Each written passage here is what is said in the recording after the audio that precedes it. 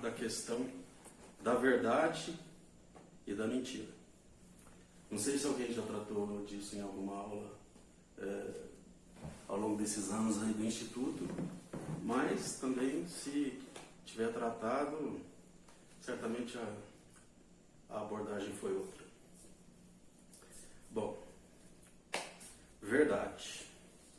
Procurei no dicionário Aurélio conceito da palavra verdade. O dicionário Aurélio, até hoje um dos mais comuns, né? Ele dá 7 conceitos da palavra verdade. Eu peguei 3 que eu achei mais interessantes aqui para o que a gente vai falar. O primeiro, verdade é a conformidade com o real, exatidão, realidade. O quinto significado é representação fiel de alguma coisa da natureza. Tá certo o conceito, mas está incompleto, né? Porque há verdades que não dizem respeito ao mundo natural. E o 7º conceito, que eu achei o mais interessante, que é o conceito filosófico do termo, que é o que realmente interessa para nós. Verdade é o objeto central da reflexão filosófica. Ponto. É o fio condutor em relação ao qual, em última instância, se definem, se aproximam e divergem as escolas filosóficas. Fiquei na mesma. Ou seja, pelo Aurélio a gente não sabe o que é exatamente a verdade. Eu falei, bom, vou procurar no dicionário de filosofia, que eu tenho aqui em casa, alguns livros de filosofia. Fui procurar a verdade lá. Aí, no verbete verdade, ele diz assim, verdade. O que é a verdade? Perguntou Pilatos. Mas não é num dicionário que se pode esperar encontrar a resposta. A verdade que mais interessa aos filósofos é um atributo de crenças, opiniões, teorias, doutrinas, afirmações, etc. O contraste apropriado é com falsidade. Noutros sentidos da palavra, o contraste apropriado é com o falsificado, o espúrio, o insincero, o desleal, etc. Também não define o que é verdade. O dicionário de filosofia, que não define se a filosofia é objeto principal aliás, a verdade é o objeto principal da filosofia, e um dicionário de filosofia não define, é estranho, porque parece que a verdade não está muito em voga nos dias de hoje. Bom, aí eu me lembrei de um vídeo que já faz mais de 10 anos que eu assisti até mais de uma vez, mas a primeira vez eu assisti há mais de 10 anos. É do Orlando Fedeli, já morreu em junho ou julho de 2010. Eu até cheguei a conhecê-lo pessoalmente, que uma vez ele veio aqui em Mococa proferir uma palestra, e eu fui lá assistir, e a gente teve um contato pessoal. E é da Associação Cultural Montfort, um site católico para alguns ultrafundamentalistas, mas a gente não precisa concordar com tudo que as pessoas falam. E esse vídeo aqui é bastante interessante. Ele diz que foi um filósofo do século X, um filósofo judeu, não é nem um filósofo católico. Um filósofo judeu definiu a verdade da seguinte forma: a verdade é a adequação da ideia ao objeto. Ou seja, a verdade está no objeto. Isso aqui é que a gente vai depois, mais para o fim, entrar na questão religiosa propriamente dita, mas por enquanto é só essa parte mais teórica, mais filosófica. É meio chato, assim, para quem não gosta, eu gosto, mas para quem não gosta é meio chato, mas tem um porquê disso. Depois a gente vai ver.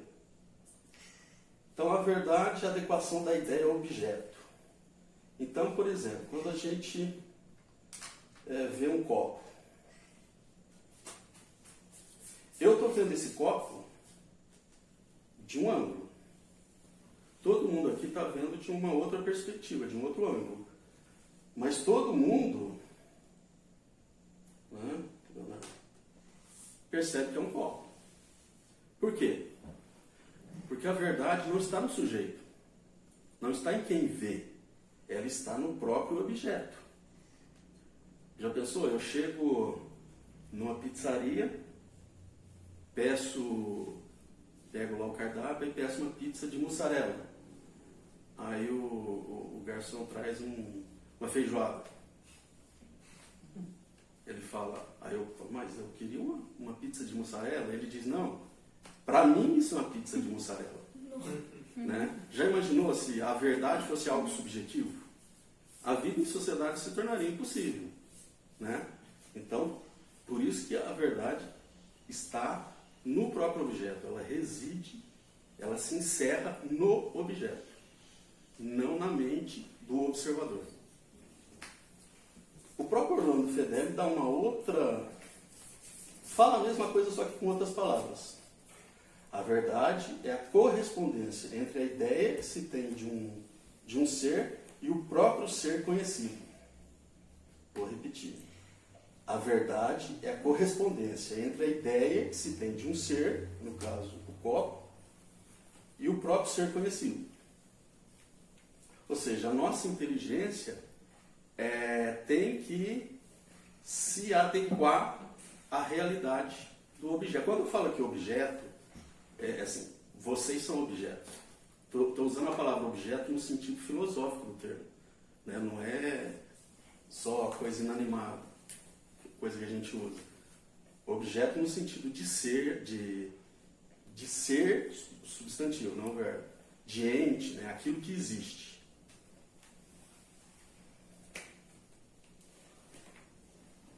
Outra coisa, não é, como eu disse, né? Não é o observador, não é a pessoa que determina um objeto, é o contrário.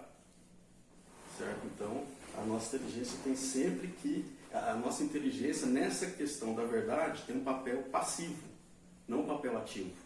A gente não cria o objeto. O objeto pré-existe à nossa inteligência. E a gente precisa adequar, por meio da inteligência, adequar a ideia ao objeto. Em filosofia existem duas coisas relativas ao ser, ao estudo dos seres, né? A parte da ontologia que estuda o ser enquanto ser, o ser como ser. Essência e acidente. Não sei se vocês sabem a diferença entre essência e acidente. Essência, eu vou dar uma definição aqui que eu nem precisei pesquisar, porque um professor que eu tive de filosofia em 1993, quando eu estava no primeiro ano da faculdade de Direito, ele deu essa definição e grudou na minha cabeça porque eu achei perfeita. Essência é aquilo sem o que o ser não é. É aquilo sem o que o ser não é. Por exemplo, falando de mim, meu braço. A maioria das pessoas tem braços. Mas os braços fazem parte da nossa essência, da essência do ser humano. Se eu perder o braço, um ou dois braços, eu deixo de ser humano? Eu continuo a ser um ser, um ente, um objeto, sob a perspectiva das outras pessoas. Sob a minha perspectiva, não. Eu não deixo de ser um ser humano, continuo sendo humano. Né?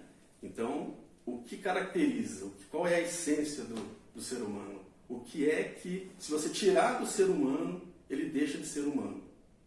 Não são os braços, não são as pernas. Né? O que é, aí já é uma outra questão.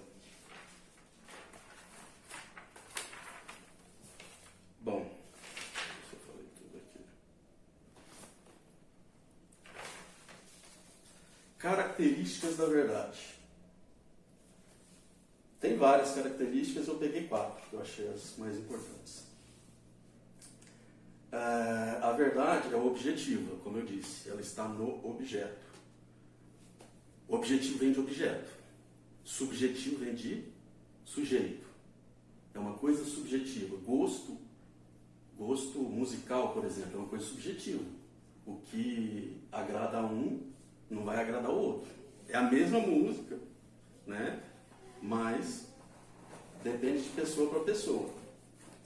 E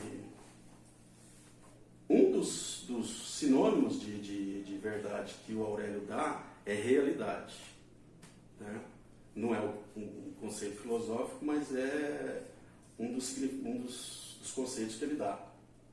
E realidade, não sei se vocês sabem qual é a etimologia dessa palavra. Quando se fala algo real, uma coisa real. A gente sabe o que significa real, mas qual é a etimologia? De onde vem? Vem da palavra latina res, R-E-S.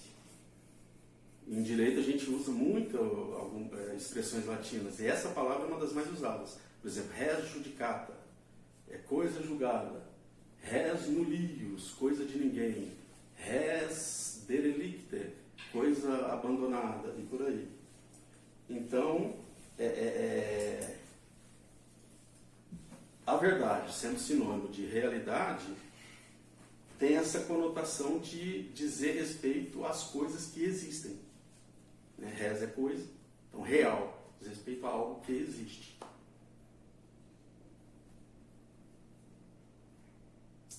Por exemplo, sobre essa questão de não ser o sujeito que determina o que é verdade, mas a verdade repousar, estar, ser intrínseca ao objeto. Imagina se dependesse do sujeito. Eu poderia, por exemplo, tá com câncer e falar assim, eu tenho a ideia de que eu estou curado. Né? Na minha cabeça eu estou curado, mas isso não vai fazer com que eu me cure do câncer. O câncer vai continuar ali. Então a verdade não depende do que nós achamos, do que a maioria acha. Basta lembrar que a maioria ficou contra Cristo e a favor de Barrabás. O fato de a maioria ter querido a libertação de Barrabás não faz com que ele se torne inocente, nem que o Cristo se torne culpado. Então, primeira característica, é objetiva. Segunda, ela é única ou una. O que é que isso significa? Aliás, ela é única ou una. E a mentira, ou a falsidade, é plurima, é plural. Verdade só existe uma. Agora, mentira, assim, não dá para dizer o número de mentiras, né? Por exemplo, para a pergunta, quantos são 2 mais 2? Só existe uma resposta certa. Mas, quantas respostas erradas? Um número praticamente infinito de respostas erradas. Né? E a realidade se impõe à nossa inteligência. Né? Então, a nossa mente tem um papel passivo em relação a, reiterando, né? Eu já falei isso anteriormente, tem um papel passivo em relação à verdade. A verdade é pré-existente à nossa inteligência, cabe à nossa inteligência apenas apreendê-la de maneira correta.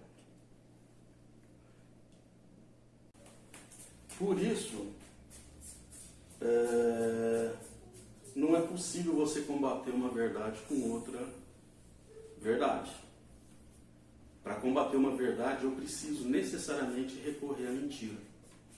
Por exemplo, 2 mais 2, quantos são? 4. Como é que eu derrubo essa afirmação de que 2 mais 2 são 4 sem recorrer a alguma mentira? Né? E é bom, eu não sei nem se... Aliás, eu até pesquisei, nos dicionários, eles dão mentira como sinônimo absoluto de inverdade. Eu não sei se está certo, mas eu gosto de fazer uma distinção entre mentira e inverdade. Mentira seria, assim, a pessoa sabe que o que ela está dizendo não corresponde à verdade, é uma falsidade dolosa. A pessoa sabe que aquilo ali não corresponde à verdade. Inverdade, por exemplo, a pessoa pode, 2 mais 2 são 5, mas não está agindo de má fé, por ignorância, falar algo que não corresponde à verdade. Eu gosto de fazer essa distinção, Para mim, um mentiroso, quem diz uma mentira é diferente de quem diz uma inverdade, embora ambas sejam falsidades. Mas para os dicionários comuns, eu olhei isso no Aulete, no Aurélio, é a mesma coisa. Então, por ser única, você não combate a verdade com outra verdade. É preciso sempre recorrer à mentira. Imagine, ainda nessa questão da unicidade da verdade, imagine que aqui na frente aconteça um acidente de carro. E 2 carros colidem. 10 pessoas testemunham, há 10 testemunhas para esse acidente. Só que, assim, só para efeito de raciocínio, na prática seria difícil acontecer isso, mas só para efeito de raciocínio.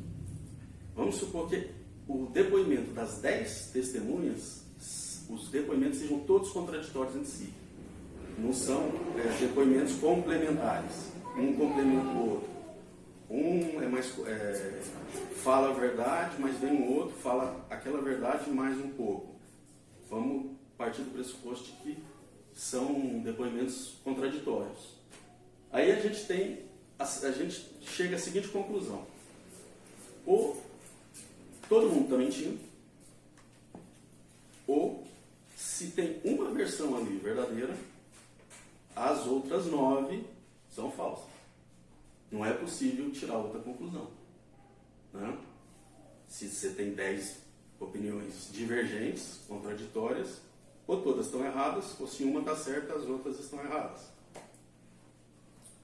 Outra característica da verdade, ela é universal. O que é universal? Vale para todos os tempos e para todos os lugares. Então, 2 mais 2 são 4? Sempre foi assim. Daqui 1000 anos vai ser assim. A verdade não é eterna. Ela não se limita a um determinado tempo e a algum lugar. A lei da gravidade, por exemplo, sempre existiu. Mesmo antes de o homem existir sobre a face da Terra, a lei da gravidade já existia. Se Moisés lá quisesse se arremessar lá do Monte Sinai para baixo, ele ia cair. A lei da gravidade já existia naquela época. Hoje é a mesma coisa. Se alguém pular do alto de um prédio, vai cair. A lei da gravidade está aí. Não foi revogada e nunca vai ser. Teorema de Pitágoras. O quadrado, o quadrado da hipotenusa é igual à soma dos quadrados dos catetos. É assim desde sempre. Houve uma época em que não se sabia essa verdade. Era uma verdade que não tinha sido apreendida, né, conhecida por alguém. Mas sempre houve essa verdade. Os ângulos internos de um triângulo, 180 graus. É isso mesmo, né? Não estou errado. Pois é. Por ser universal, vale para todos os tempos, para todos os lugares, é imutável. A verdade não muda. A verdade é Deus que é verdade, né? Estamos falando aqui mais de filosofia, mas já vamos falar um pouquinho de religião. Deus, que é a verdade absoluta, é imutável. Né? Quando ele se apresentou lá para Moisés perguntou, mas como é seu nome? Né? Vou chegar lá para os hebreus, falar que o Deus de Abraão me mandou até eles. Eles vão perguntar o seu nome, eu não vou saber dizer. Aí ele disse, eu sou aquele que sou. Ele não disse, eu sou aquele que muda. Eu sou aquele que flui. Eu sou aquele que está sempre, que hoje é de um jeito, amanhã é de outro. Não, eu sou. Simplesmente isso. Então, quando você nega a imutabilidade, aliás, quando você diz que não há verdade, você está dizendo que não há coisas imutáveis. E aí você acaba indiretamente, implicitamente, por dizer que o próprio Deus muda. Né? Então, negar a verdade é negar a imutabilidade de Deus. É muito comum hoje em dia o pessoal falar a verdade não existe. Mas essa frase em si é autocontraditória. ela tem uma contradição interna. Por quê? Se ela for verdadeira, ó, a verdade não existe. Só para efeito de raciocínio, vamos dizer que ela é verdadeira. Que ela é verdadeira, isso. Então existe uma verdade. A própria frase. Né? Se a frase, a verdade não existe, é verdadeira, então, opa, existe verdade, porque a frase é verdadeira. Agora, se ela é falsa, é porque existe verdade. Então, não tem como negar a existência da verdade, entendeu? Existe verdade, há verdades, né? Dependendo do aspecto, né? E se não existisse verdade, como haveria... Não haveria ciência. A ciência busca o quê? A verdade das coisas. Então, como haveria ciência se não existisse verdade? Não teria como. Né? E eu falei a questão da essência, né? O que é essência?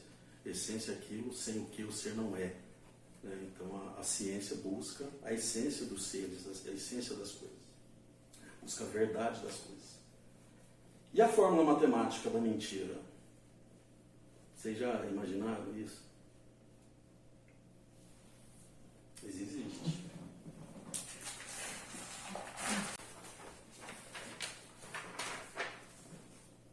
Dá para entender?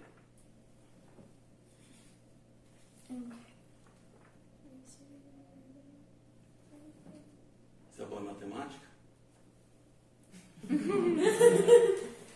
Não dá para intuir do que se trata? Mentira igual a verdade sobre... Está no caminho certo. Sobre N, diferente de 1. Porque se N for igual a 1, então a mentira é igual a verdade, né? Porque V sobre 1 é igual a V. Aí fica N igual a V. Então, a mentira é igual a verdade sobre N diferente de 1. Isso significa o quê? Dependendo do N, se você colocar um N aqui, tem que ser diferente de 1, mas se você coloca um N próximo de 1, você vai ter uma mentira próxima da verdade, que vai, portanto, ser mais fácil enganar. Agora, se você coloca um número muito distante, coloca 1 milhão, no lugar de N, vai tornar a mentira, assim, escandalosa, né? Você vai bater o olho e falar, poxa, é mentira. E no campo religioso, isso vale não só no campo religioso, mas no campo religioso. Quanto mais próxima da verdade a mentira é, mais ela engana a gente. E aí, a gente corre o risco de cair no engodo. Por exemplo, católicas pelo direito de decidir. Nossa, católica, quer dizer então que eu posso ser católico e ao mesmo tempo ser a favor do aborto. Né? Se é alguém que já se apresenta como anticatólico, mas se fosse anticatólicas pelo direito de decidir, ficaria mais fácil, porque não, o catolicismo não aceita o aborto. Se alguém der uma nota de R$15 para vocês vão de cara vão ver que é falsa, né? Agora, se alguém der uma nota de R$100, muito semelhante à original,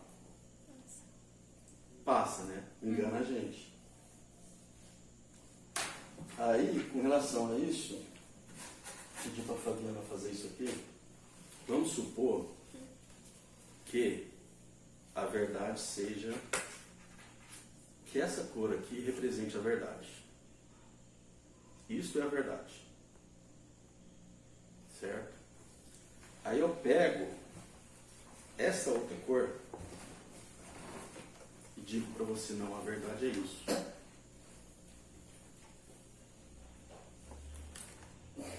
Não, a verdade é isso. É essa aqui, não essa. A verdade é esta. A verdade é essa. Você percebe que quanto mais distante da verdade a mentira é, mais fácil fica a gente perceber. Né? Então, é como dizem, esse pessoal da mão fora costuma dizer, eu acho interessante isso. Quanto mais sutil o veneno, pior ele é. Se alguém vem para cima de você com um machado, você imediatamente percebe a ação da pessoa, o desejo da pessoa, percebe que ela quer atentar contra a sua integridade física, contra a sua vida. Você vai fazer alguma coisa para se proteger. Mas se alguém, sorrateiramente, convida você para ir a um lugar, uma sala fechada, aí abre ali uma torneirinha por onde vai sair gás carbônico. Você vai acabar morrendo, você vai primeiro perder os sentidos, tal, depois vai morrer intoxicado e não vai nem perceber. Então, quanto mais sutil o veneno, pior ele é, porque mais ele engana.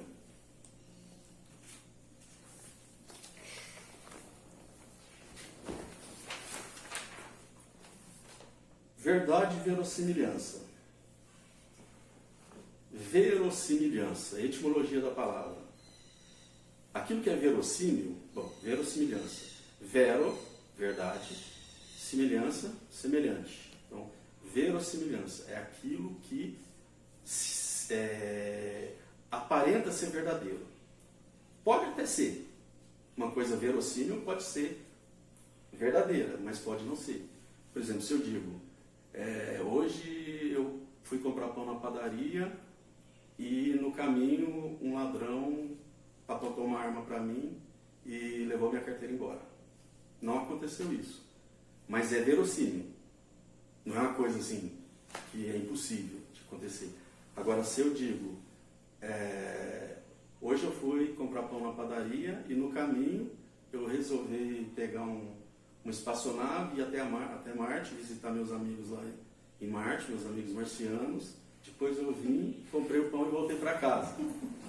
É verossímil isso? Guarda alguma semelhança com o que é verdadeiro? Não. Né? Então, às vezes uma afirmação pode ser verossímil e ser verdadeira também.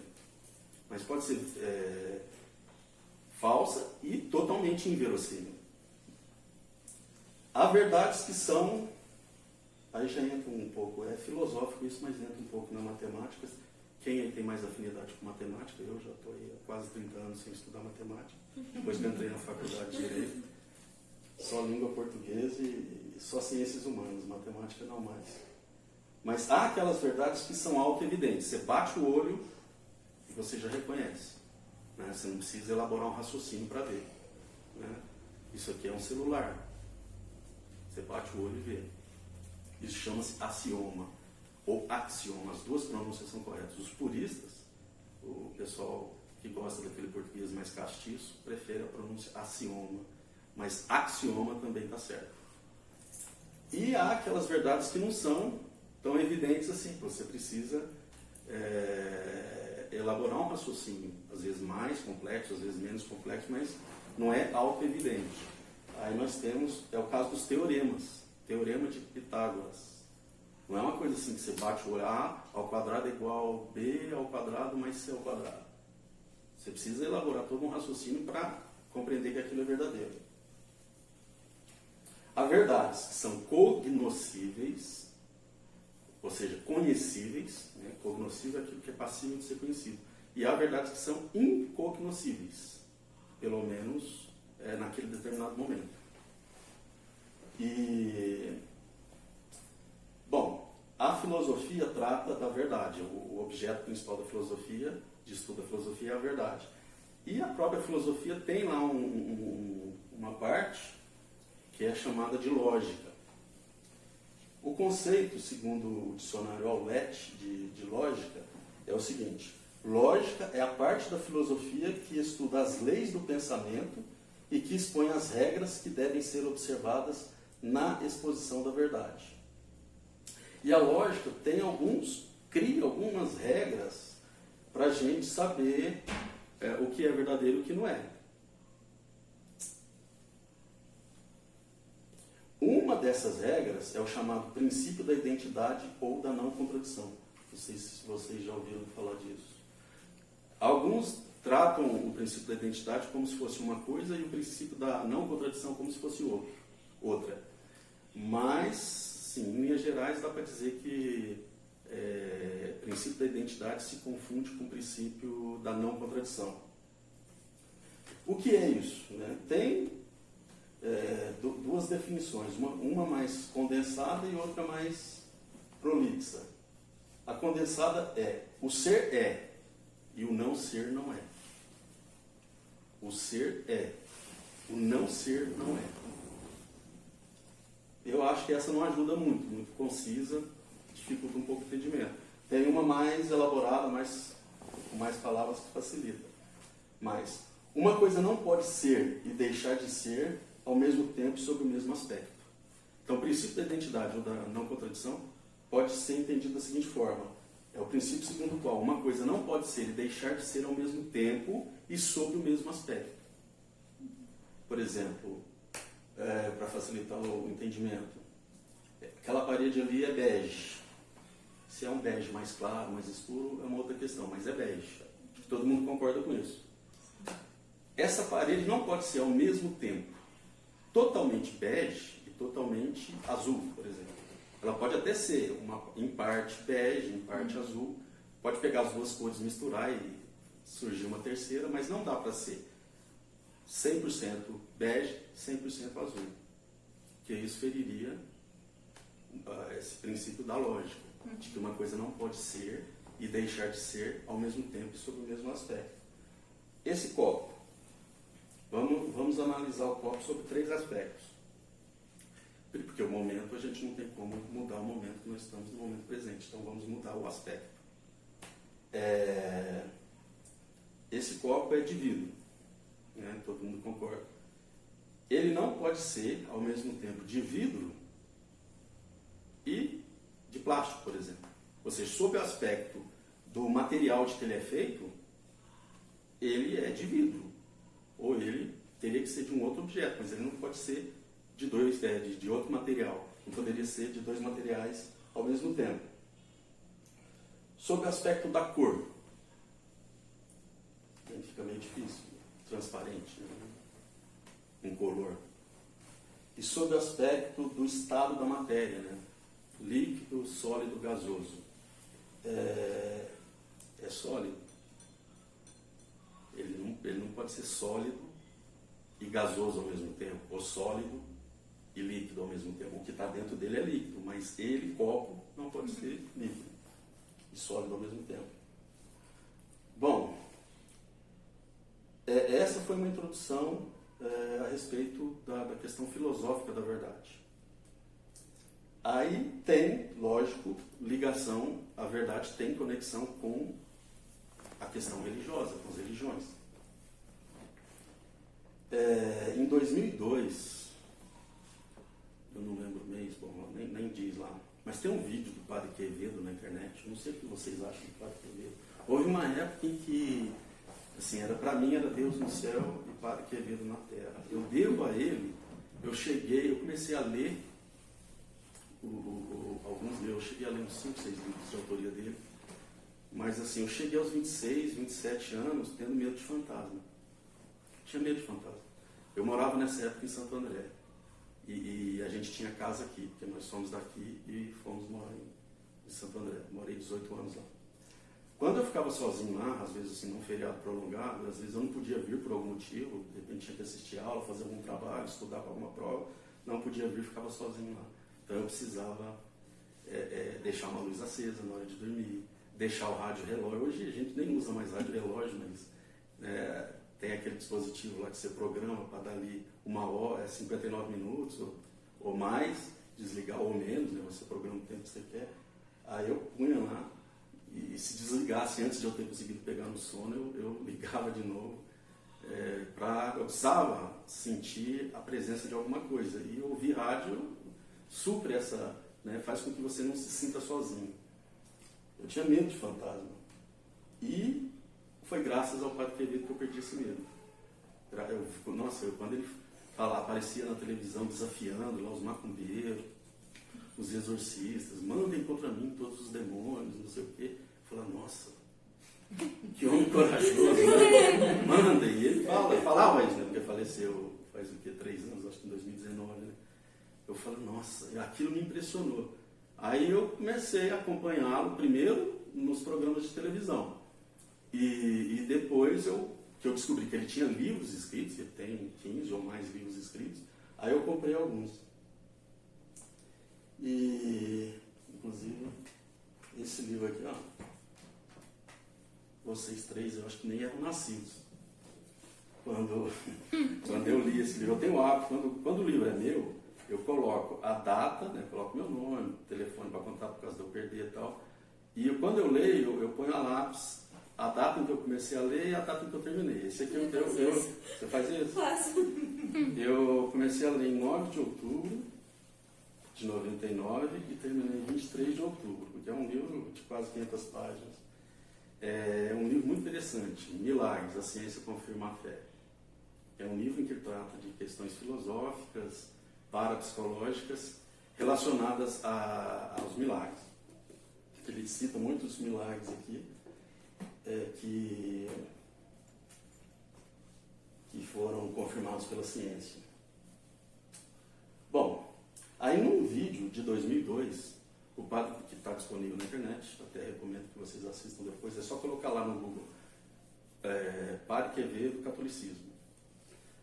Eu sei que o Padre Quevedo, veja bem, nessa época eu não tinha essa visão dele, nessa época em que eu colocava, né, como um ídolo. Ele tinha algumas opiniões que vão contra o magistério da igreja. Né? Ele era assim, mais flexível com relação ao aborto em caso de estupro. Ele dizia que não era pecado abortar, porque Deus não ia exigir tamanho sacrifício da moça que foi estuprada. Alguém perguntou para ele se um casal homossexual pedisse para ele uma bênção, que ele abençoasse a união deles, ele abençoaria. Então ele tinha assim, não era, para alguns ele era até um herege, mas a verdade é objetiva. A verdade não depende dos méritos ou deméritos de uma pessoa. Então, se o Fernandinho Beiramar chegar e disser, 2 mais 2 são 4, eu vou divergir dele, não, ele é um tremendo bandido, eu preciso discordar dele. Não. Quando alguém, não interessa quem seja, diz uma verdade, você tem que dar o seu assentimento, a sua concordância. Não, realmente é verdade. E nisso aqui, nessa questão, eu gosto mais dele na área da parapsicologia. Acho que como parapsicólogo, nunca vi ninguém melhor que ele. Mas aí ele diz, em 2002, um vídeo de 2002, que existiam naquela época cerca de 56 mil religiões e seitas no mundo. 56 mil religiões, isso 20 anos atrás, 2002. Estamos em 2022. Hoje já deve ter passado 100 mil, deve ter mais. Não acredito que tenha diminuído. O mais provável é que tenha aumentado. Agora, se Deus é um só, né, e a verdade é única, como é que há tantas religiões defendendo a verdade? Tem tanta verdade assim no mundo? Então, a gente precisa de um critério objetivo para poder distinguir a verdadeira religião das falsas. Se você tem tantas religiões assim no mundo, cada uma pregando uma coisa, e não são coisas necessariamente complementares. Claro que entre as religiões há assim, coisas comuns. Por exemplo, não matar, não roubar. A maioria das religiões, a não ser que seja uma seita satânica, que permite até assassinar, sacrifício de criança e tal, mas de um modo geral as religiões dizem, não mate, não roube, não minta. Então há coisas comuns, mas há outras coisas fundamentais que muitas vezes são contraditórias, entram em rota de colisão. Então não dá para dizer que todas são igualmente válidas, porque se uma, por exemplo, vamos pegar aí a questão da reencarnação. Ou reencarnação existe, o princípio lá da não contradição, ou é ou não é. Ou a reencarnação existe, ou não existe. Se existir, só para efeito de raciocínio, não acredito em reencarnação, nem poderia. Se existir, todas as religiões que negam a reencarnação estão erradas. Agora, se não existir, todas aquelas que defendem a reencarnação estão erradas. Então você já exclui. Por esse critério, não existe reencarnação, então todo mundo que defende a reencarnação, ainda que eles pratiquem o bem, ainda que eles defendem alguns valores que são comuns ao cristianismo, não são religiões verdadeiras. Certo?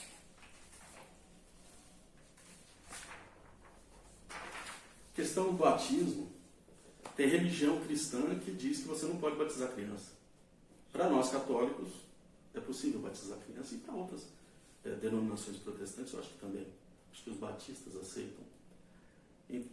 Então, se não pode batizar criança, quem batiza está errado. Se pode, quem diz que não pode, então está errado. Né? Você pega a questão dos santos. Nós católicos acreditamos que os santos estão vivos, em comunhão com Cristo, fazem parte do corpo místico de Cristo, e eles podem, não só estão vivos lá no céu, como eles podem interceder por nós.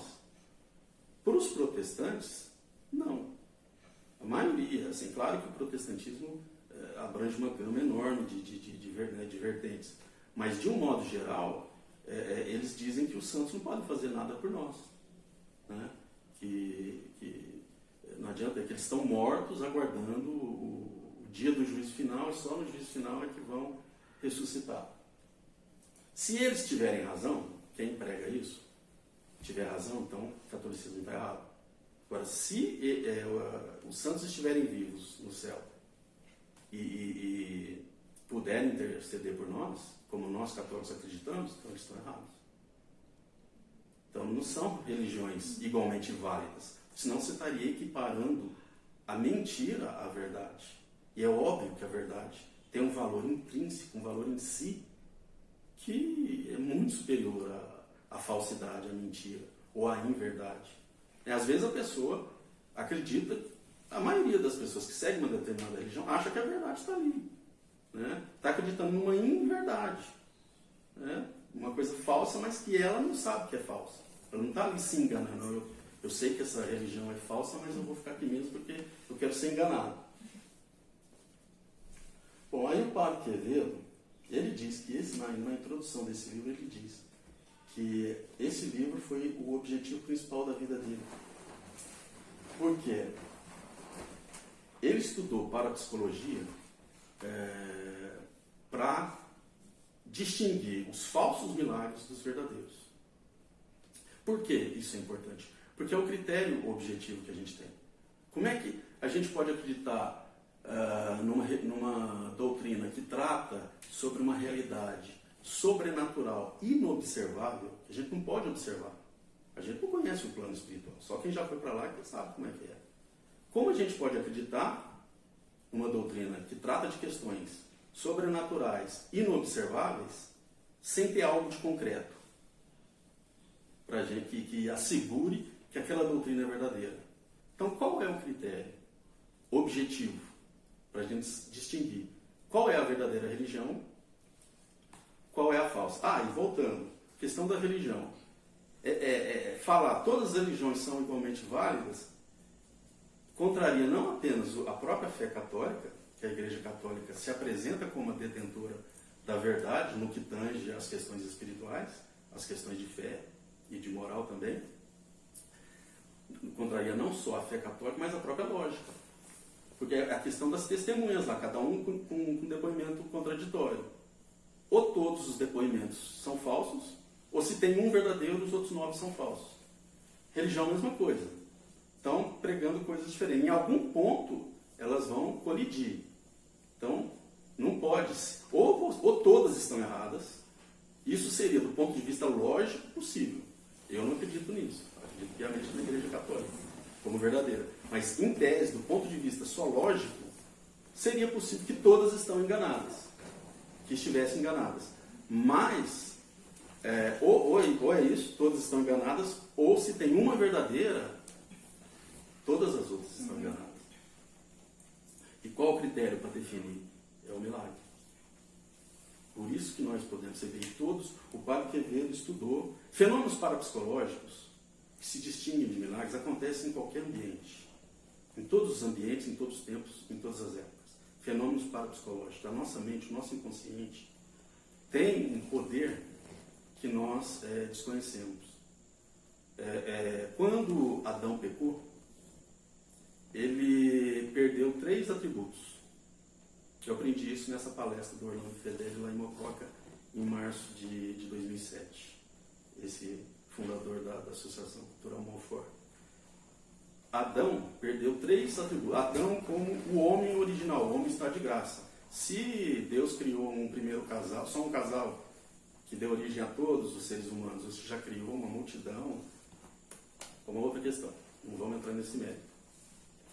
Mas, então, vamos tomar Adão aqui como representante do homem, do ser humano. Adão e Eva como representantes do ser humano. Quando o primeiro homem, em estado de graça, pecou, ele tinha 3 atributos que ele perdeu. O atributo, o dom da ciência infusa. O homem, hoje, para você conhecer algo, você precisa estudar. Para conhecer como a natureza funciona, você precisa estudar. O homem sabia isso de forma intuitiva. Ele não precisava estudar para conhecer. Ele sabia sem estudar. É o chamado dom da ciência infusa. Já vinha de fábrica. Todo o conhecimento necessário para que a gente vivesse aqui de maneira feliz já vinha com a gente. Já vinha de fábrica. Perdeu isso com o pecado original. Perdeu o dom da impassibilidade. O que é impassibilidade? É não sofrer. Então, a natureza não era hostil ao homem.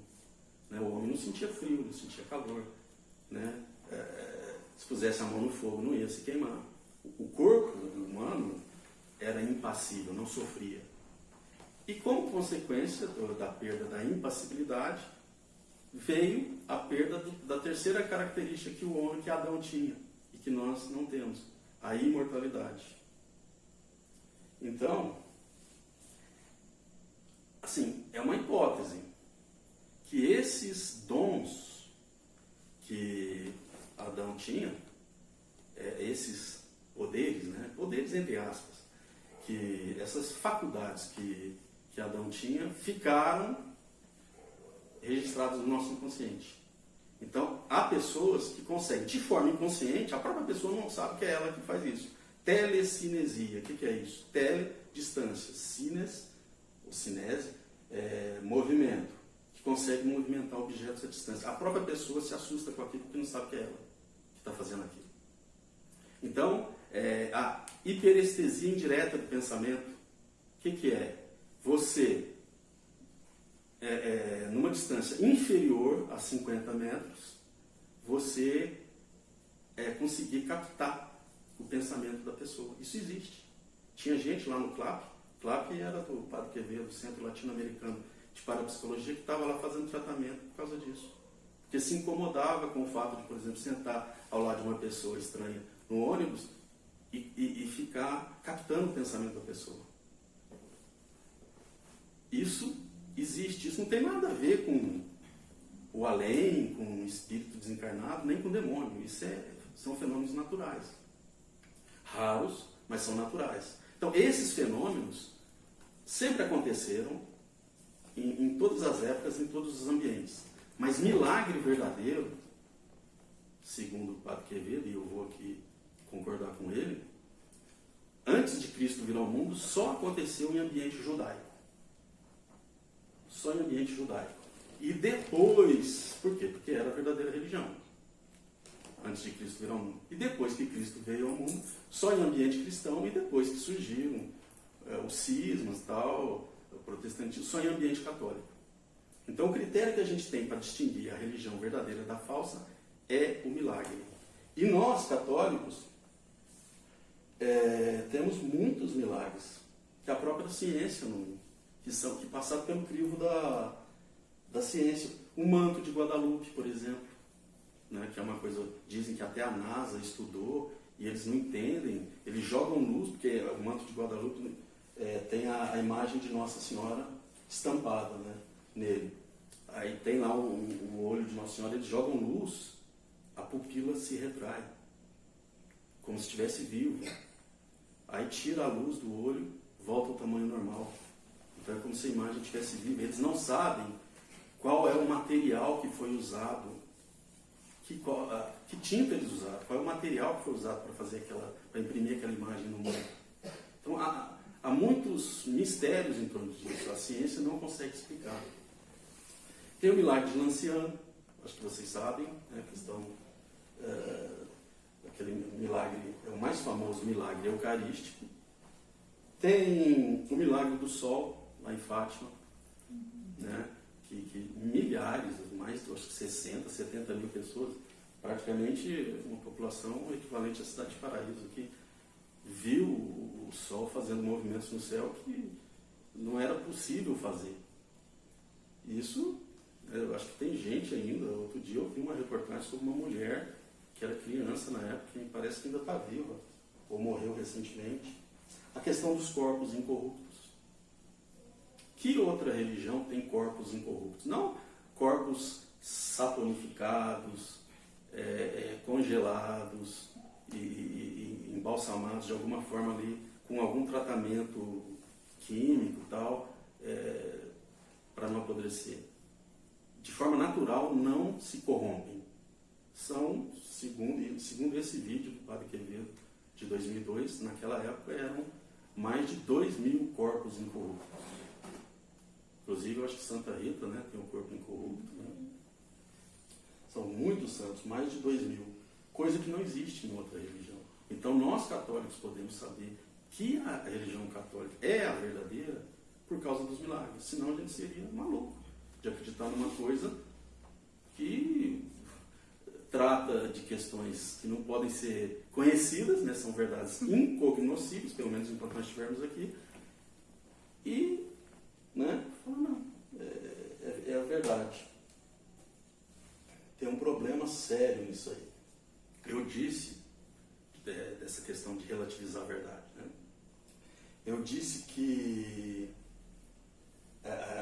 o ser humano, a nossa mente, a nossa inteligência é passiva diante do objeto a ser conhecido. Né? O objeto já existe e cabe a nós, né? Cabe à pessoa, ao observador, apreender a verdade daquele objeto, a verdade que está naquele objeto. Só que, para nós, a verdade, a nossa inteligência é passiva diante da verdade, mas Deus não. Então tem uma implicação metafísica nessa questão da negação da verdade fabulosa, assim, fabulosa no mau sentido, fora de série, né? Uma coisa muito comprometedora. Por quê?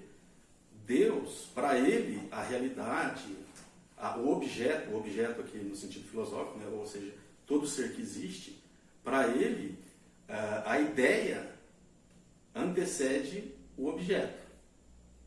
Primeiro, o objeto existiu na mente divina, para depois existir de forma concreta. Né?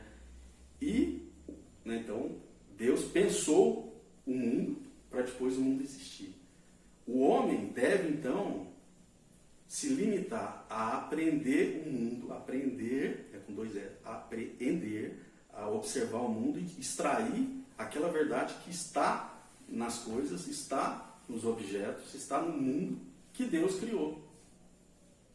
Então a nossa inteligência é passiva em relação ao objeto, às coisas. Agora, quando você diz que não existe verdade, quer dizer, então, a verdade depende do meu intelecto, das minhas ideias. Então eu estou me colocando como Deus.